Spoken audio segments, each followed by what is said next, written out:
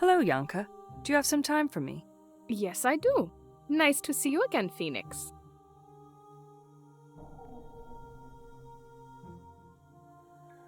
Did Dr. Spencer have any NGO duties? Oh, yes. He was a very dedicated and conscientious citizen. Which NGO was he affiliated with? He was an active member of Amnesty International. That's admirable. Do you know what his duties or responsibilities were? I am not sure, Phoenix, but it must have been very important because he would often travel to the rogue states. Which ones? Most recently, he went to Russia and China.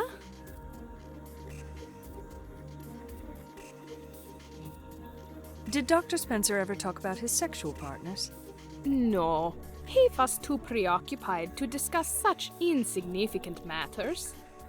He thought sexual matters were insignificant? Well, he had an active sex life, all right. It's just that he didn't disclose any information here in the office. Then how do you know about Ivana? Ivana was a long-time partner of Dr. Spencer, and they often appeared together at university functions. We all know Ivana. I got the impression from you that Dr. Spencer didn't care for such functions. Actually, he hated those functions. So I would always call Ivana to get her to convince him to attend. That's curious. I think I should meet this Ivana. I doubt you can. Why not? Because she took a long vacation following the incident and will not be back till the end of the month.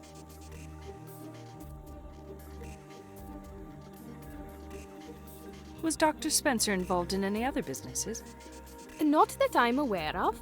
He was really too busy with his research to focus on another line of work. You know, history meant everything to him. So he did nothing other than university work? He occasionally joined conferences, but that would count as university work, right? I suppose it would. As a matter of fact, he was supposed to be the keynote speaker at a conference this weekend. And where was this conference going to be held? Here, in Adrianopolis, but it has been postponed to a later date, for obvious reasons. I see. You've been very helpful with my investigation. Thank you, Yanka. Sure thing, Phoenix. Poor Dr. Spencer. He was going to be the star of a conference this weekend. But instead... Anyhow, I should check out the flyer for this conference.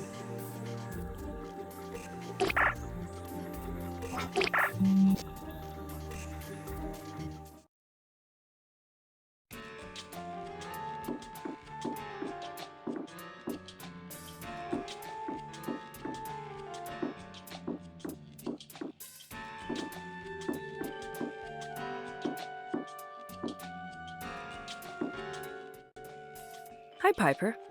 Oh, hi. I didn't expect you so soon.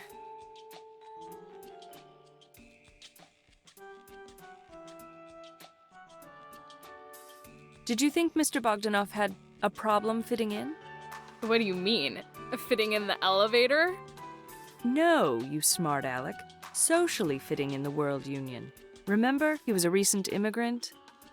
In that case, yes. He stuck out like a sore thumb. And now, I know the reason. Can you elaborate how he had a so-called fitting-in problem? He was just a total geek. Dull, unsophisticated, and furthermore, unattractive. In my book, 3 strikes and you're out. Ooh, aren't we harsh today? You asked the question, you wanted the answer, Ms. Wallace.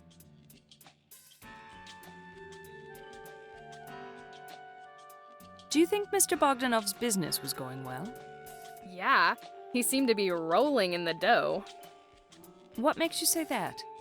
Recently, Mr. B had a newly developed tendency to brag about the places he went. Recently? When? Can't be specific, but let's just say that during the last 2 months, he has become arrogant and suddenly very confident. You also mentioned places he bragged about.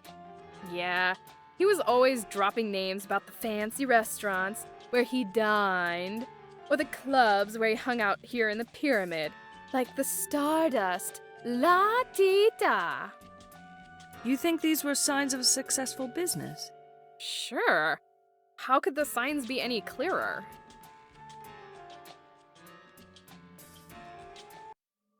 To your knowledge, was Mr. Bogdanov involved in any other business ventures? He kept mentioning some art consultancy deal with some artist guy. Do you know if this art consultancy was going well? That's what he kept saying. His newly acquired status wasn't from the thing store sales, that's for sure. How can you be so sure? 'Cause I am a sales clerk, and I know our sales curve has been very flat in the last quarter. You don't sound convinced about this art consultancy deal. What can I say? Mr. B didn't seem to have a background in art at all. He certainly wasn't the artsy-fartsy type. So, let's hear your theory about his sudden wealth. My theory? I think there was something fishy going on. I saw one of his foreign buddies bring in some stuff that we never displayed in the store. The boxes were taken straight up to his office. What do you think was in those boxes? Don't ask me. We weren't told anything about those boxes, and we were never welcomed in Mr. B's office in the upper level. Unless, of course, we were willing to. Willing to what? Never mind. Tell me what you do know about those boxes. I have no idea what was inside those boxes, but I overheard something about customers renting their contents. And which customers are you referring to?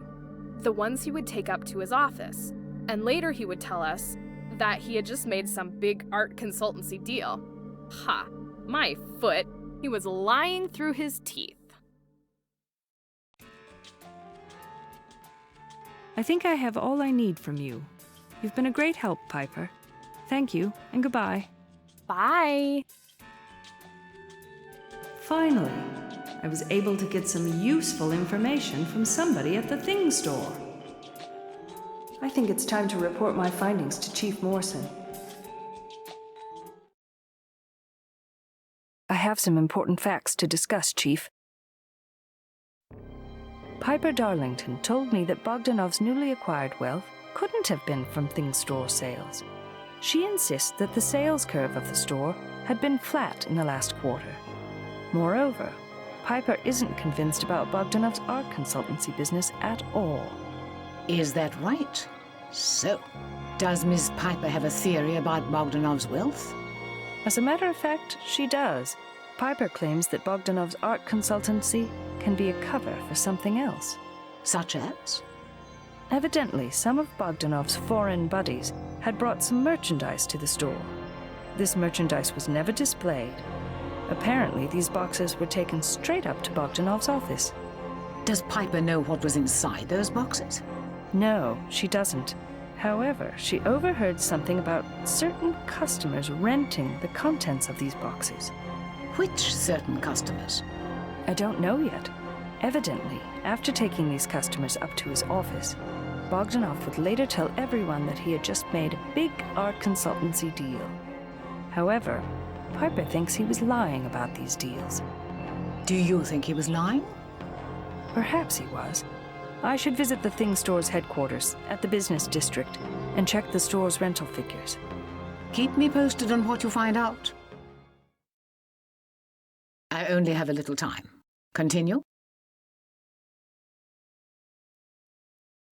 Ilya Mikhailov told me that he and Bogdanov had been friends since childhood. Apparently, they grew up in the same neighborhood in the city called Minsk.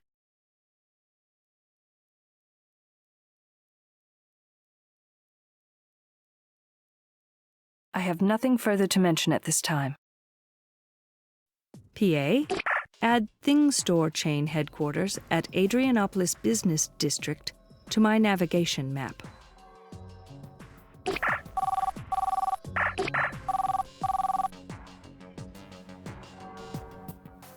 Hey, Phoebe.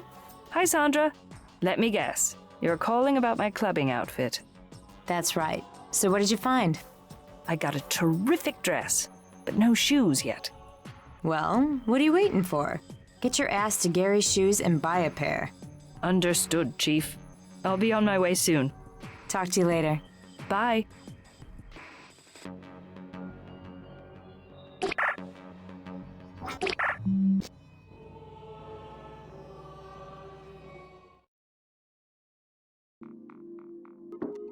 Oh, a new salesman. His name appears to be Habib. Hello. You're new here, aren't you? Yes, I am. Just started today. How can I help you? So, where's the other guy? Is he still working here? No, they reassigned him to our branch in... Chicago, North America? Yes? How did you know? Don't ask. Sounds like he's been banished to a hardship post, not reassigned. You seem to have an interest in him. Did he sell you a lot of shoes? Heck no. That man couldn't sell a pair of Sombertinis to Imelda Marcos. He did nothing but insult me every time I stopped by. Ah, I know about that terrific reputation of Sombertini shoes, ma'am.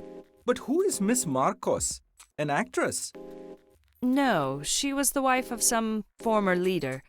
Apparently, she had a fixation for expensive shoes. Oh, whatever. So, what can I fix you up with today? I need a fancy shoe for burning a hole on the dance floor. Oh, we don't carry that line of flame-throwing shoes. I don't think they have those in the Union, ma'am. But they are very popular in India. I didn't mean that literally. I just need a comfortable pair of dancing shoes. Wait a minute. Are you telling me that there are shoes that throw flames in India? Sure. Very popular among the young men. An excellent way of grabbing the attention of young women, you see. What an awful way to get a woman's attention. Anyway, in plain English, I need some comfortable dancing shoes. Of course, ma'am. Take a look at this pair. They look comfy, and the color's perfect. They are excellent shoes for clubbing, ma'am. Well, I'm not much of a clubber, but I love the style. So I'll take them. A very wise choice, ma'am. You're sure to be the queen of the dance floor. Me? Queen of the dance floor? We'll see about that. They are the latest fashion from Milan, ma'am. I'm sure you won't be disappointed. That'll be $375. Whoa! That's not exactly in my price range, but... Oh, darn. I don't think your store is included in my clothing lease agreement, is it? I don't know anything about your lease, ma'am, but I know that our store has never been part of a leasing package. You need to pay by credit. Oh, I don't think I have enough credit left for these shoes, but I really want them. So I'll need to make an arrangement for extended credit. I'm size 10.5. Can you hold a pair for me? 10.5? Certainly, ma'am. Well, time to visit the bank. PA, refresh my Allied Investors link in my navigation map. Darn, I hate banks.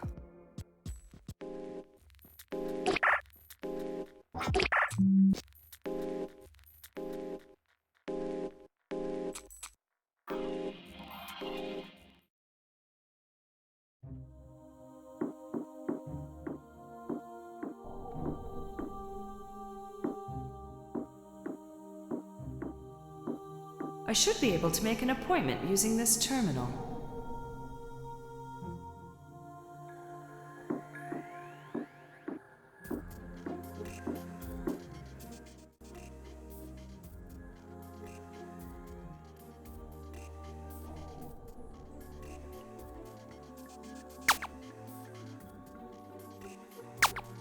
I should be able to get extended credit here for those shoes.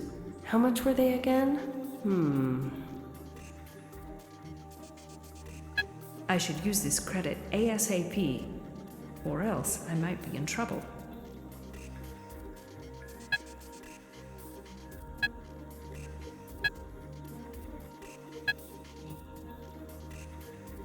Let's do some shopping.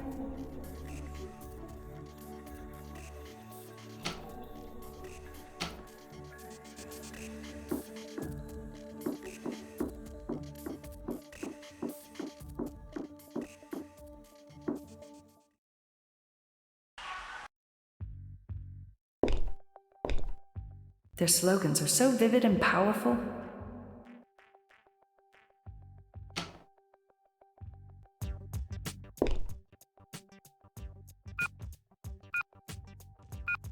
What? How can the destroyer of all harmony be calculated? Nature is not chaotic, it's harmonious.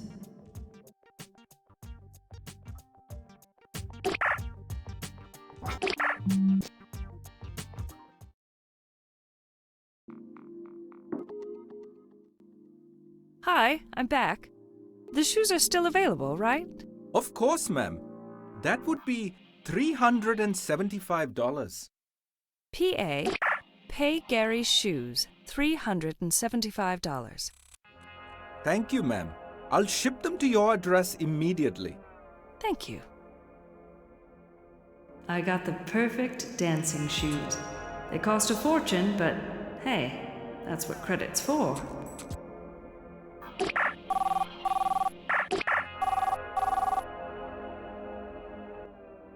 Hello, dear. Hi, Sandra. Want to meet tonight? Sure. At the cafe? Round 8? Alrighty. See ya. Bye.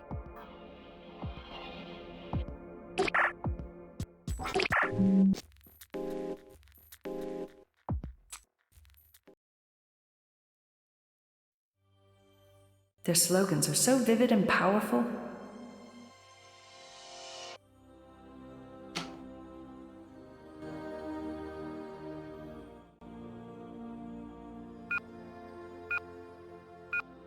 Fear not of chaos? Chaos is the most dangerous threat to our economic system. It just doesn't make sense. This has to be a malfunction of some sort.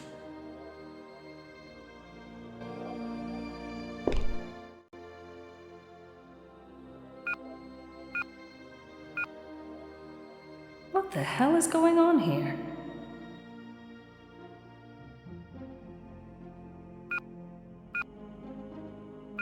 Here we go again.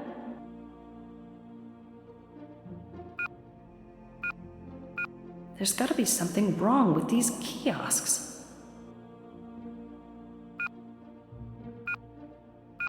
Well, the machine is broken and I'm having fun, right?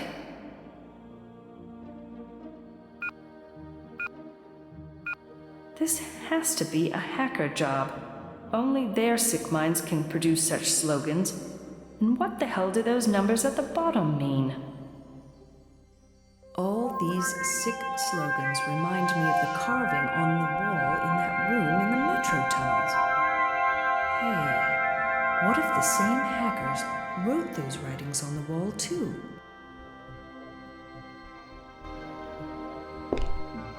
The Things Chain headquarters.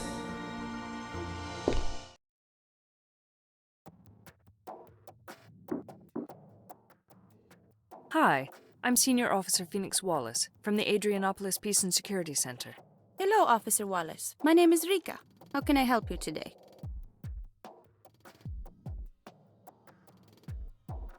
Hi, Rika.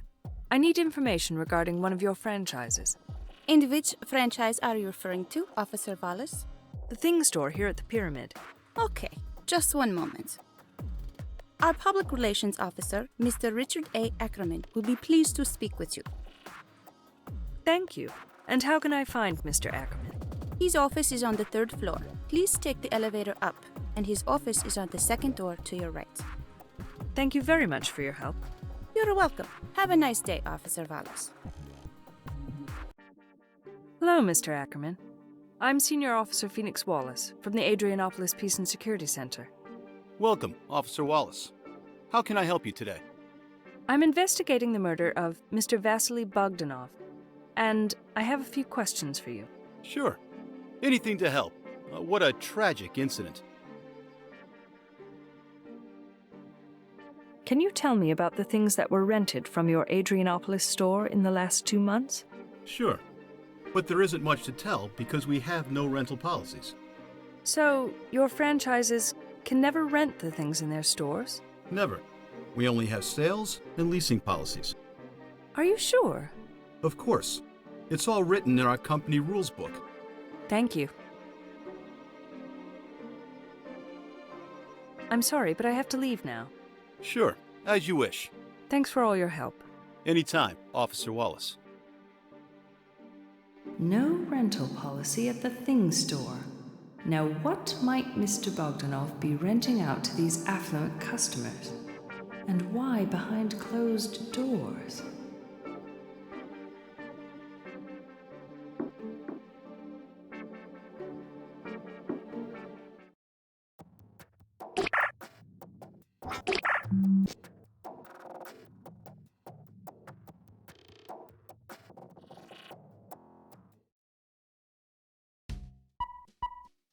Hey, I got a delivery. My new shoes are here.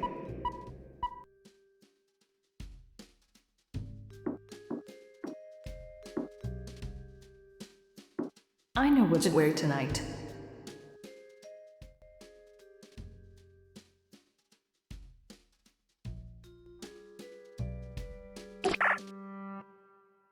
I need to get going, or else I'm going to be late for my meeting with Sandra. Ooh la la, Phoenix. You look like you're ready to paint the town red. Are you serious? Do you really like it? Of course I do. Are you sure I won't embarrass you? Don't be silly. You look sensational.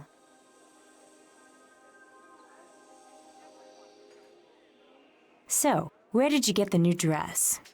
I got it at the Zap, of course. Theodora was so helpful. She always knows exactly what to suggest for me. That's what fashion consultants are for. You know, I think she'll be the manager there soon.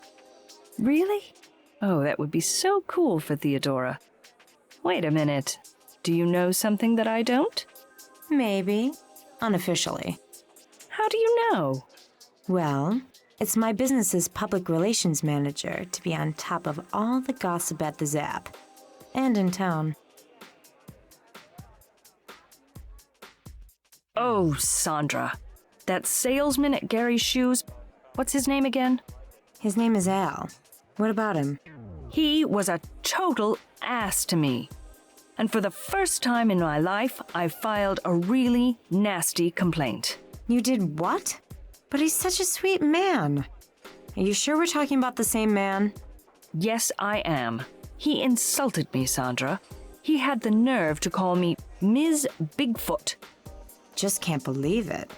Al's always behaved very warm and caring towards me. Yeah, right. He'd even kneel down before me and insist on massaging my feet. And he gave me special discounts. It's impossible to find a sincere shoe salesman like that anymore. Obviously, he has a thing for you. I got the impression that he is a bit paranoid. He seems to think that all of his customers hate him. Oh, lighten up, Phoenix. Maybe he was just having a bad day.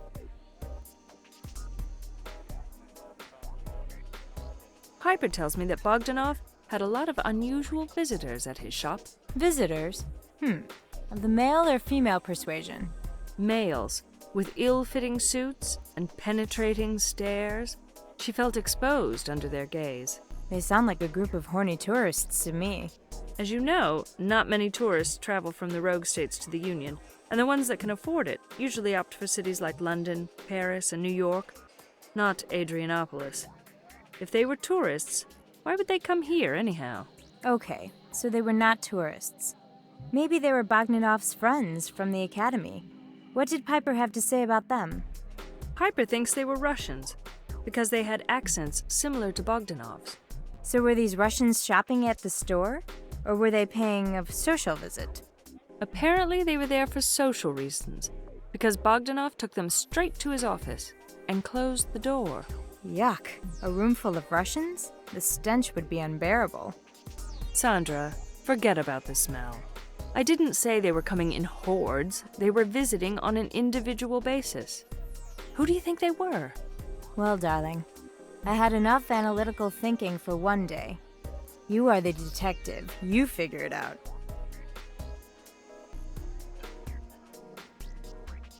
Guess who I met today? A pop star. Yeah, right, here at Adrianopolis. So, who was it? A childhood friend of our dead guy. Another stinky immigrant? Is he also as repulsive? He's not an immigrant, just visiting here. He looks okay. Sort of slimy, though.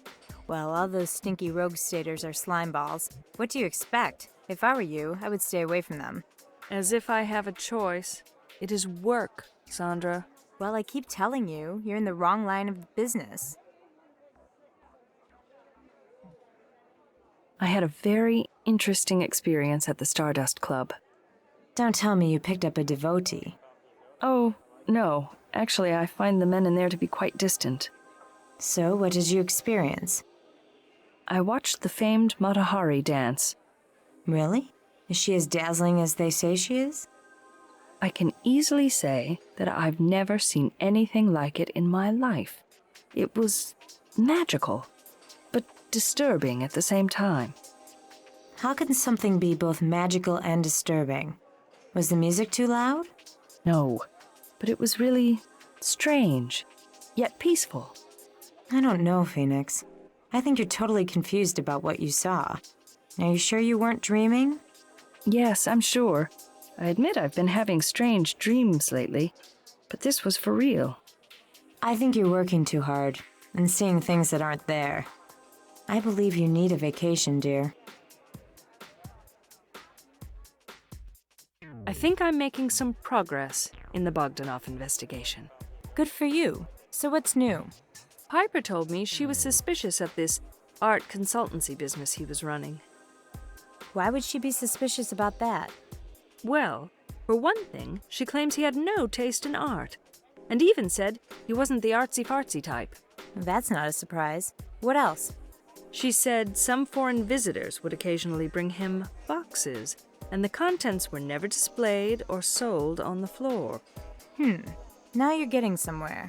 And on top of this, Piper overheard that the contents of these boxes were being rented out to certain paying customers. She also mentioned that Bogdanov would refer to these exchanges as art consultancy deals. You mean he was hiding this rental activity? Why would he do such a thing? It seems that he did not want his rental activities to be exposed. As Piper put it, something fishy was going on. Dr. Spencer's death is puzzling me, Sandra. It's not my case, but some things about it just don't add up. What makes you say that? Well, I got the feeling from his secretary that Dr. Spencer didn't care much about sex. However, everybody believes that he died while using an uncertified device that was supposed to enhance sexual stimulation or experience or something like that. Oh, Phoenix. Spencer was a devotee. It's normal that he would put his work first. I don't think that necessarily means he didn't care about sex. Maybe you're right. After all, everybody needs to get some. That's right. We're humans, Phoenix. Our genes are programmed that way. We can't live without it, and we can never have enough of it. Oh, did I mention Ms. Gillian Jones to you? No. Who the hell is she? She's a consultant for New Age religions. Oh, I've met one of those people before, and he was pretty good at determining my spiritual needs.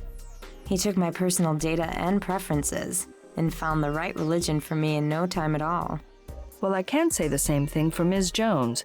She seemed totally fake to me, and the presentation in her showroom was rather freaky. You should expect them to be a little on the eccentric side, you know. So how did you end up there? She was an art consultancy client of Bogdanov's. She told me that they were becoming very intimate. Intimate? In that case, I agree with you. She must be a little wacky if she was interested in a stinky immigrant. Shall we head to Carpe Diem then? It's a bit early, but sure, why not?